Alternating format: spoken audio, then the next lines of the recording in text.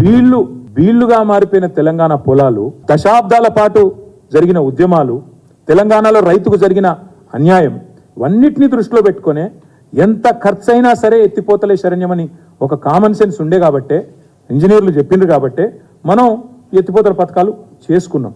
ఇవాళ దశాబ్దాల పాటు కరువు కోరల్లో చిక్కిన తెలంగాణకు ఉపశమనం లభిస్తే దాన్ని దేంతో విలువ కడతారు? ఏ రకంగా దాన్ని స్టడీ చేస్తారు? ఏ రకంగా దాని లాభాన్ని అధ్యయనం చేస్తారు? కాకి లెక్కలేసుకొని మాట్లాడితే సరిపోదు కదా. ఇవాళ మరి దశాబ్దాల పాటు తెలంగాణకు జరిగిన నష్టాన్ని ఎవరు భర్తీ చేయాలి? మరి దశాబ్దాల పాటు తెలంగాణ రైతు పెట్టిన పైసలు, ఒక్కొక్క రైతు, ఒక మూషంపల్లిలో బోర్ల రామరెడ్డి గారు పెట్టిన 54 బోర్లకు పెట్టిన ఖర్చు ఎవరి ఖాతాలో వేస్తారు? దాని వయబిలిటీ ఏంది? ఈ లెక్కన తీస్తే కాస్ట్ బెనిఫిట్ అనేది ఇప్పుడు ఆ మాటకే వస్తే, కాస్ట్ బెనిఫిట్ మాటకే వస్తే, మరి అయితే దేశంలో హాస్పిటల్ కట్టకూడదు, ప్రభుత్వ ఆసుపత్రులు కట్టకూడదు. ఎందుకంటే కాస్ట్ బెనిఫిట్ అనాలిసిస్ చేస్తే అందులో మీకు కనబడదు, వయబిలిటీ కనబడదు. ఐఐటీలు పెట్టకూడదు, ఐఐఎంలు పెట్టకూడదు, ఆర్ఈసీలు పెట్టకూడదు.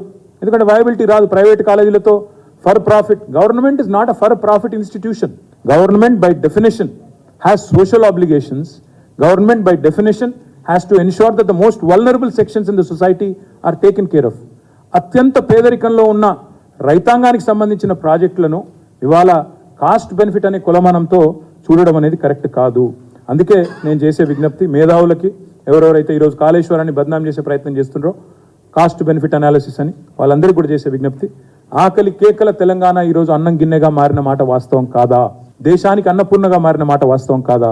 24 లక్షల టన్నుల ధాన్యం సేకరించే తెలంగాణలో ఈరోజు 3.5 కోట్ల టన్నుల ధాన్యం పడుతున్న మాట వాస్తవం కాదా? తెలంగాణ భారతదేశానికే ధాన్య భాండాగారంగా మారిన మాట వాస్తవం కాదా? ఇది కాళేశ్వరం ఫలితం కాదా?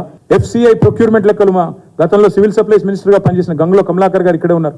FCI ప్రొక్యూర్మెంట్ లెక్కలు సాక్ష్యం కాదా తెలంగాణలో కాళేశ్వరం సాధించిన విజయానికి? ఆనాడు ఎకరం 3 లక్షల రూపాయలు కూడా పలకని ధర తెలంగాణలోని భూములకు ఈరోజు 30 లక్షలైంది వాస్తవం కాదా?